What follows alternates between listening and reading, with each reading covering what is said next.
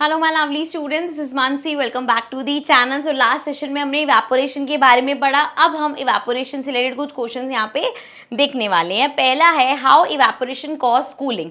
अब इवेपोरेशन से कूलिंग का क्या लेना देना, कोई कहीं पे भी इवेपोरेशन होती है तो वहाँ ठंडक कैसे हो जाती है।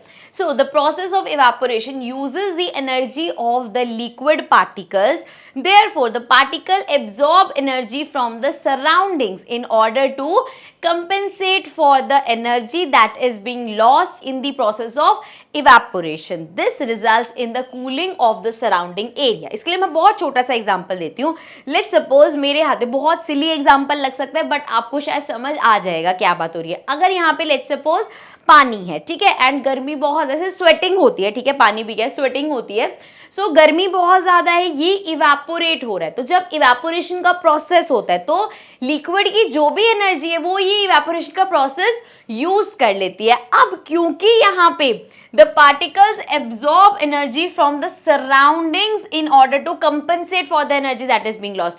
अब जो एनर्जी यूज हो गई है तो वो अपनी सराउंडिंग से वो एनर्जी को ग्रैब करने की कोशिश करता है, क्योंकि उसकी एनर्जी तो लॉस्ट हो गई कन्वर्ट करने में, इवेपोरेशन के प्रोसेस को करने में। तो जब वो यहां से हीट खींच रहा है, यहां से एनर्जी खींच रहा है, तो ऑब्वियसली ये वाला एरिया मेरा क्या होगा, कूल हो जाएगा। यही होता है बड़े लेवल पे जब वाटर साइकिल में जहां इवेपोरेशन होती है, सो वहां पे हर जगह ठंडक हो जाती है। और बहुत सारे अभी और आपको जगह पे ये इसका एग्जांपल दिखेंगे। तो ये चीज समझनी बहुत जरूरी है, इवेपोरेशन कूलिंग कॉज कैसे करते हैं, क्योंकि सरफेस से एनर्जी उसकी तो देखो सारी यूज हो गई इवेपोरेशन के प्रोसेस में। अब वो एनर्जी को एब्जॉर्ब करता है अपनी सराउंडिंग से, ताकि जो एनर्जी लॉस्ट हुई है उसको कंपनसेट कर सके। एंड दस जब वो यहाँ की एनर्जी खींचता है जहां जिस भी सरफेस की, तो वहां पे पीछे ठंडक रह जाती है। ठीक है जी, आगे बढ़ते हैं। सो आगे है why do people wear cotton clothes in summers. तो गर्मियों में कॉटन के कपड़े क्यों पहने जाते हैं। We sweat more in summer as the sweat evaporates, it takes energy from our body surface and keeps our body cool. Cotton can absorb the sweat easily and expose it to the atmosphere, causing evaporation to take place easily. This in turn keeps us cool on summer days. Now see, अब यहाँ पे उन्होंने क्या किया, summers में obviously गर्मी में sweating ज्यादा होती है विंटर के कंपैरिजन में।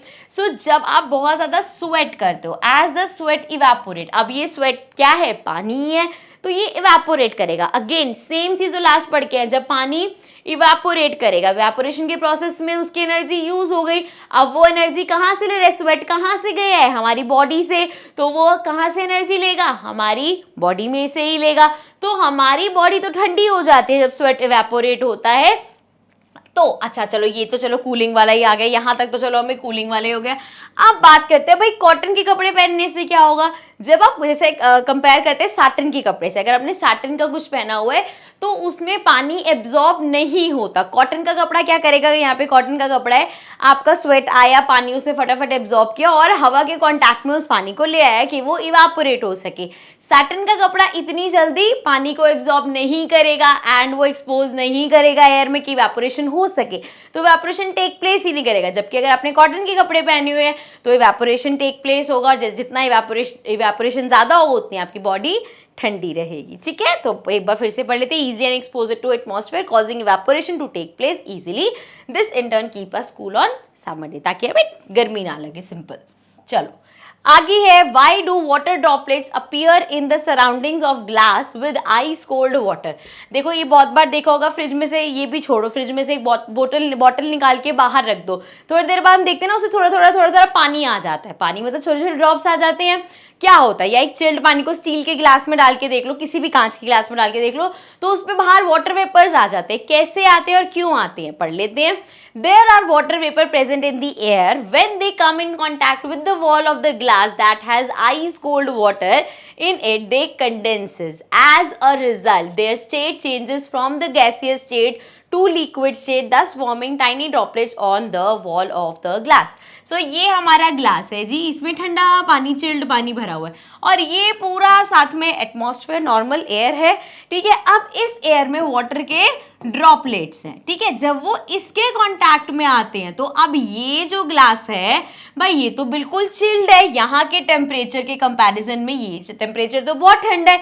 तो क्या हो रहा है, टेम्परेचर डिक्रीज हुआ उस वाटर ड्रॉपलेट के लिए। जब टेम्परेचर डिक्रीज होता है तो कंडेंसेशन होती है। सो ये जो वेपर्स हैं वो सारे यहाँ पे आके कंडेंस करने लग गए, मतलब यहाँ पे आके लिक्विड स्टेट में कन्वर्ट होने लग गए। सो अंदर से ऐसा नहीं, ग्लास के अंदर से पानी बाहर निकलने लग जाता है। यहाँ पे क्या होता है, एटमॉस्फेयर में जो वाटर ड्रॉपलेट्स प्रेजेंट है वो जाके ग्लास के कांटेक्ट में आके वहां पे कंडेंस होने लग जाती है। समझ में आया? तो ये जो छोटी छोटी चीजें हैं जो कि जिससे साइंस हमारा इंटरेस्टिंग बनता है, और इसी के साथ हमारा चैप्टर हो जाता है खत्म। सो चैप्टर के सारे टॉपिक्स हमने डिस्कस कर लिया। आई होप आपको अच्छे से क्लियर हो गया हो। जो डाउट्स हैं वो भी अभी हम एक्सरसाइज के क्वेश्चंस करेंगे, इन बिटवीन क्वेश्चंस करेंगे, तो आई होप वो भी क्लियर हो जाएंगे। स्टिल डाउट रहेगा तो I am always there for you, आप कमेंट में मेंशन कर सकते हो। I know I am quite like नहीं मैं इतनी जल्दी कमेंट्स की रिप्लाई कर पाती, बट आई मेक श्योर मैं बहुत सारे कमेंट्स पढ़ती रहती हूँ, and also I try to make more videos जहाँ मैं आपके डाउट्स ले सकूँ, ठीक है, स्पेशली जब आपके एग्जाम अप्रोच करेंगे। So I take the doubt sessions. अभी के लिए चैप्टर होता है हमारा कंप्लीट, अभी हम डिस्कस करेंगे इसके इन बिटवीन क्वेश्चंस और back exercises. So I see you in the next video, till then take care and